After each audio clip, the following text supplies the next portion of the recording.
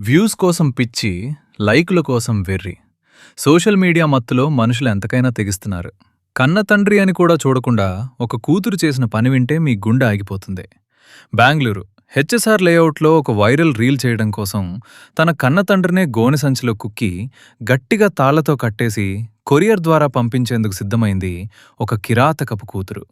Courier సిబ్బంది ఇంటికొచ్చి ఆ బస్తాని ఎత్తుతుంటే లోపల ఏదో కదులుతున్నట్లు గమనించి షాక్ అయ్యారు.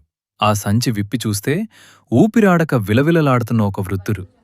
వెంటనే పోలీసులు రంగంలోకి దిగారు. ఆ మహిళను అదుపులోకి తీసుకున్నారు.